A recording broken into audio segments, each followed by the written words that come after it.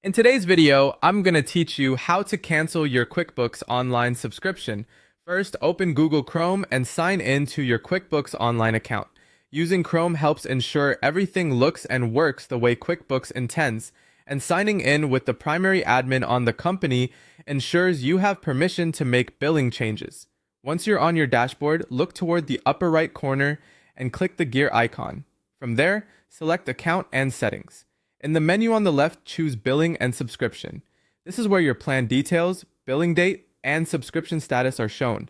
So take a moment to review what you're currently on and when your next charge is scheduled. Within Billing and Subscription, find the option labeled Cancel Subscription and click it. QuickBooks will guide you through a short confirmation process. Read each screen carefully so you understand when access will end and what features will stop. You may be asked to share a quick reason for canceling. Providing feedback is optional but helpful, and it won't take long. Continue through the prompts until you see confirmation that the cancellation is complete. You'll typically see a notice on screen confirming the change, and your subscription will remain active until the end of the current billing period, unless stated otherwise.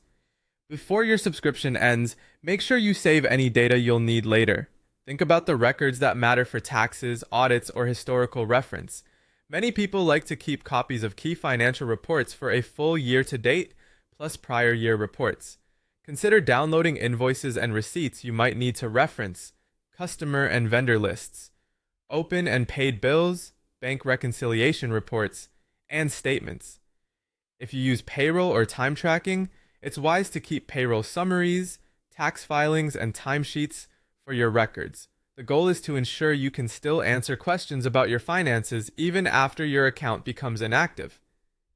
A few tips to keep this smooth.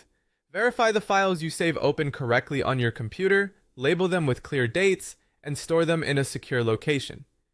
If you work with an accountant, let them know you're canceling so they can confirm you've captured the right documents. Finally, note your subscription end date so you know how long you'll retain access. That's it. You've learned how to navigate to billing and subscription, cancel your QuickBooks Online subscription, and safeguard your important data before access ends. Thanks for watching, and I hope this helped you wrap things up confidently.